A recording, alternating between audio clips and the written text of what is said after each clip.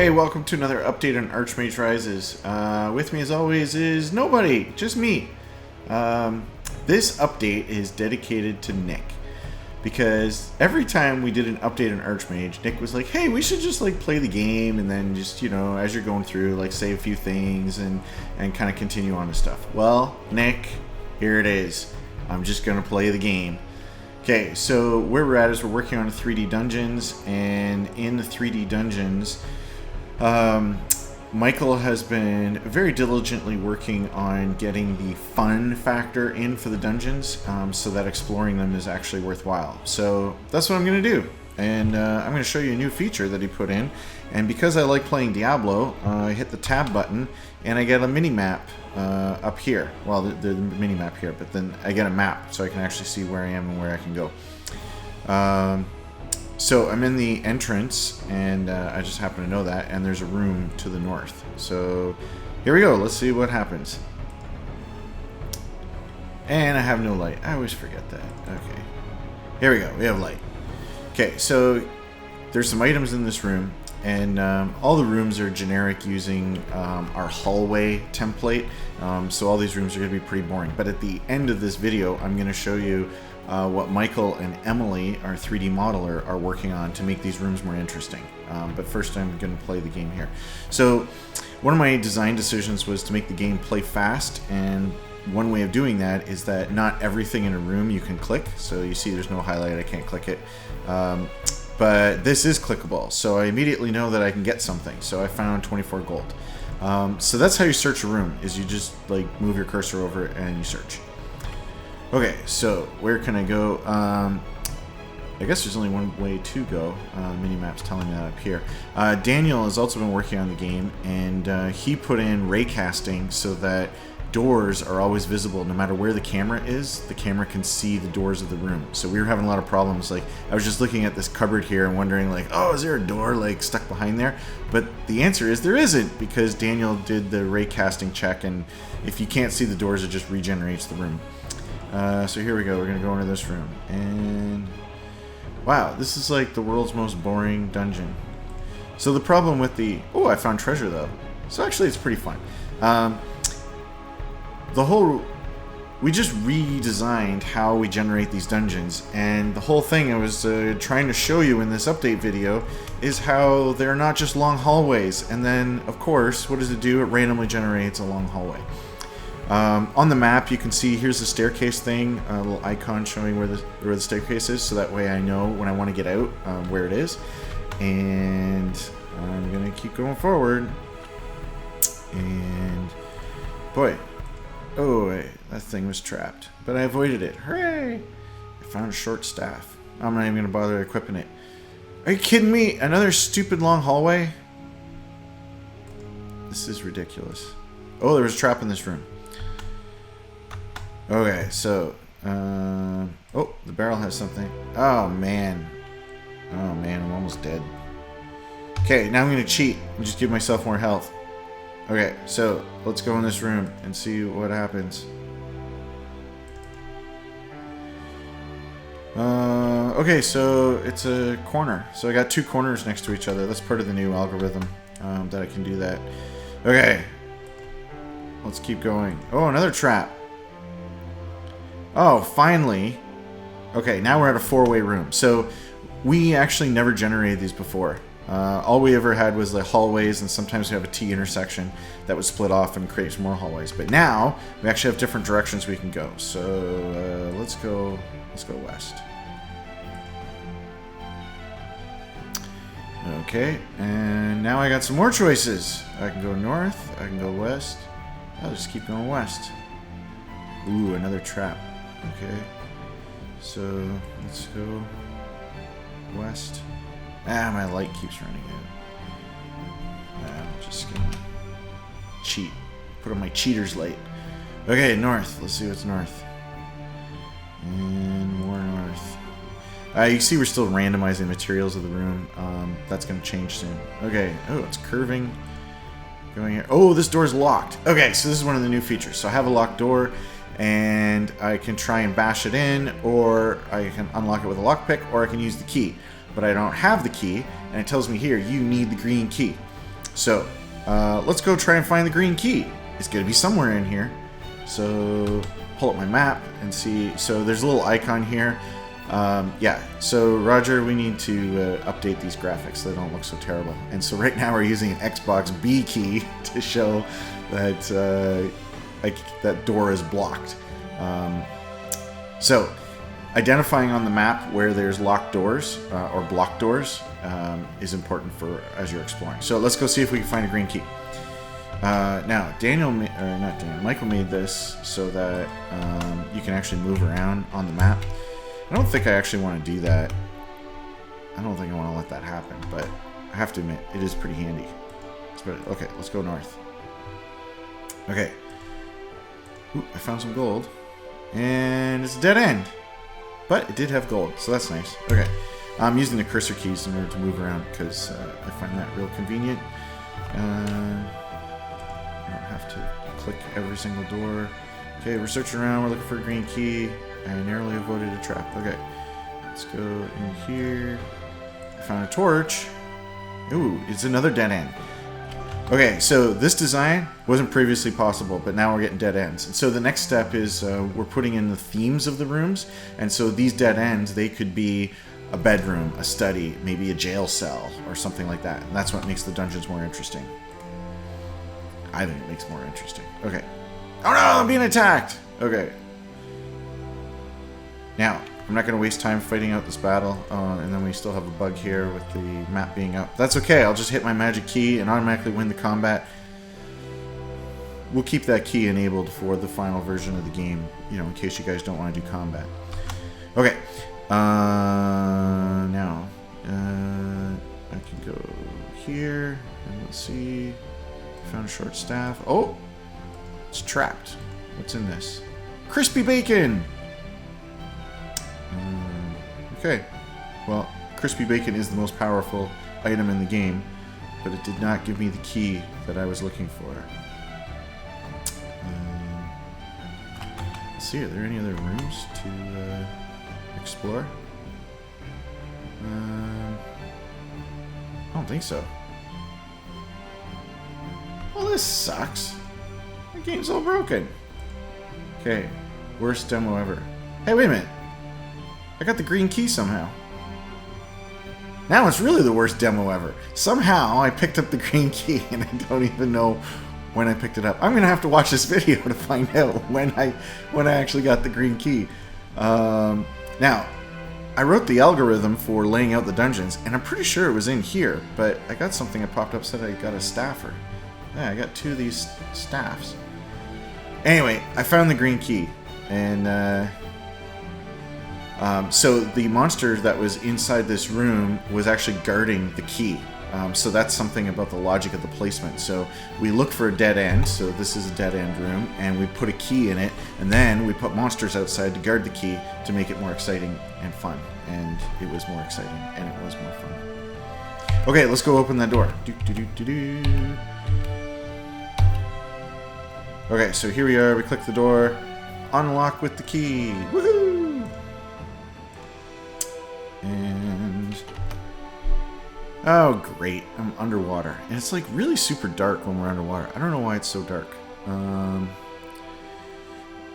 Oh, and look, the water is this is so ridiculous. Okay, so the water is covering up the downward thing.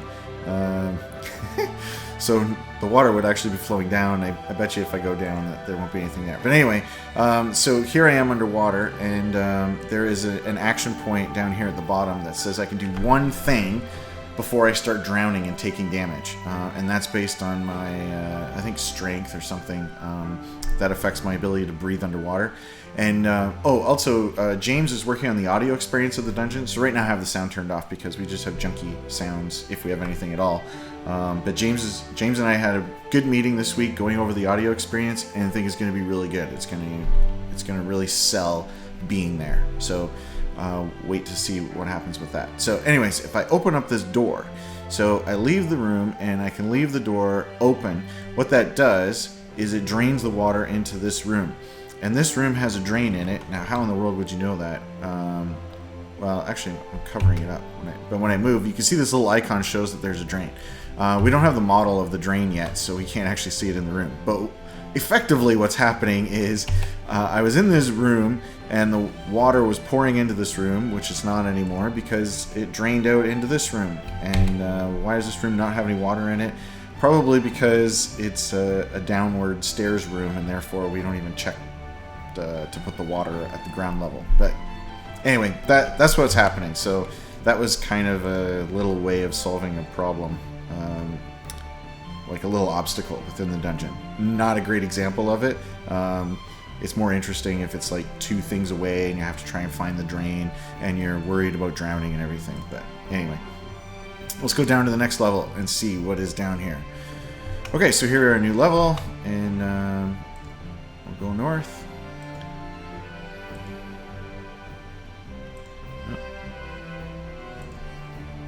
Found a short staff. Wow, look at that, I got 3 of them. Oh, you also notice that once we use the key, we take it out of your inventory, so you don't end up with like a whole jumble of keys, and you're like, what are these things for? I don't know. Although we did actually label the keys. Those are lockpicks. We did label it and say like which dungeon it's from. I think we even tell you the level that it's on. We'll see if we can find another locked door. Oh, goblins! And I don't know why the map is still open. I'll just automatically win.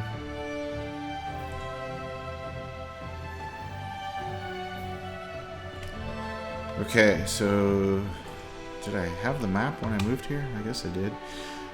So I can see where I can go up to the previous level, and there is a locked door here. So what kind of door is it? This door is locked. Unlock with the black key. It should actually say this is like the black door. Or this is a door with a black lock or something. Anyway. Okay. I found some plate. Okay, so now we gotta go looking for that key, and hopefully this will be more interesting. You'll see that this dungeon, it's not a long hallway anymore. It branches out and starts going different directions. I have no idea where the key is. That's what I love about procedural.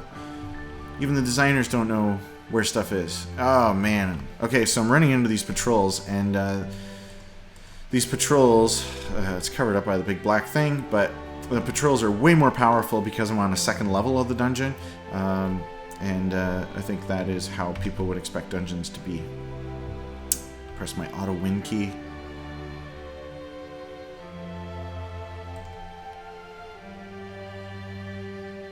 Okay, so now I am... Oh, I think Michael fixed this, but I don't have it in my version yet. The doors are being halfway through the corner of the wall. But okay, we're looking for a black key. Black key? Nope. Okay, let's go this way. Nope. Found a short staff. That's all I find is short staffs. Hey! Black key! Something's wrong here. Okay, well, this is why you don't do live demos with untested software. Basically, I just pulled down from Git, and I was like, hey, it looks like it's working. And then I started shooting this video. And it is sort of working, but not clearly working as well as it should be. Anyways, I got the black key. So, let's go and use it in the door. Is this the locked door? Yeah, that's the locked door. Okay, unlock with the key, close. If I look at my inventory, you see that it's gone now. And this door is permanently open. I can go in and out of it now. It's unlocked. Okay, so there's a little slice of exploring a dungeon. Didn't quite go perfectly, but to be honest, it was more fun than the way it was before. So we're going in the right direction here. So now I'm going to show you what Emily has been working on with Michael. So this is what Emily's been working on. This is a bedroom scene, and it should be obvious that it's a bedroom scene. So you can see there's like tons of stuff in it, and that's what you get when you get an artist involved in making your rooms rather than programmers that are just like, here's a barrel and a chest. It's good enough. So Emily is finding the right assets for us, and then I'm going to make all the assets uniform because some of these are too cartoony. for the design or the art style that we have. But anyways, giving us something to shoot for. So she made this up, and then Michael is looking at this and going, how the hell am I going to program that? But he has the right tech in order to do it, and he's been working on it, and I haven't actually talked to him on Friday to see how far he got with it, but he's anyways, I'm pretty sure he can pull this off. Maybe we'll even have it for the next update video, who knows. So this is the bedroom scene, and I think it looks really great, and really helps sell the fact that this is a bedroom in a dungeon. And obviously there would be like a lot of things that maybe you could search in this room. And okay, and then another room that she worked on is the dining room. And so you can see here in the dining room, the layout is pretty great. I like what she's done with the curved ceilings. I have no idea how we're going to do the curved ceiling, but I believe in Michael. He can do the curved ceiling. I don't have to figure it out anymore because I got Michael working on it. This chandelier is really helped selling it. These big thing of candles and stuff. Anyway, just table being set and everything. So we have all the tech in order to do this. It was just like having a target to shoot for. So this is a target for the dining room, and we will see how this goes. So hopefully next week, or well, it won't be next week, but next time we do the update, I'll be able to show you this stuff working. And last but not least, Daniel has been busy working on the performance of the game. He's been able to make that better, load times and the time simulating. But he also did something on the map where we now have Fog of War. So you have a certain vision radius on the map that you can see, and you can cast spells in order to increase that, and then over time it wears off.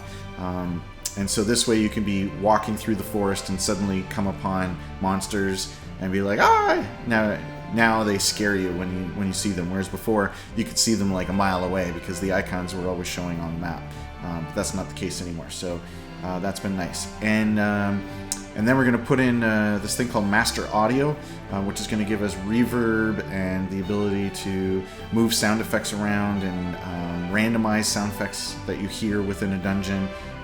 James is very excited about it. Do not ask James about Master Audio because he'll talk your ear off for half an hour about how great it is. But anyways, Daniel is working on getting Master Audio in, so as James works, we can get the stuff in, and it'll all sound good. So things are coming together, and I am still teaching twice a week at the college, and one of the classes is History of Video Games. And for those who enjoy my articles or my presentations that I've made at game conferences, you might be interested in watching what I've put together for the history of video games. I think it's some of my finest work. I mean, if I didn't, then why would I do it? But anyways, I think it's really good. And if you're interested in seeing that, I might be able to share the link with you because I have recorded the history of video games presentations. My supervisor at the school is going to get back to me on whether or not I'm allowed to share that with people outside of the school. So I have this weird situation where students are like, hey, is there like a recording or something I can watch because I missed the class? And if I give them the YouTube link to it, they're never going to come to class. I mean, we all know that. So I don't really want to share it with them. I was just recording it so I could share it with like other people, like, you know, Michael and Nick and maybe other people that are interested. And then my supervisor's like, yeah, I don't really want to show them to the students, but I'm not sure I really want you to show it to people outside of the school. So anyway, hopefully I'll get an answer on that, and if you're interested, I can share it with you. That's it for this time. Thanks for following, and I'll talk to you later. Bye!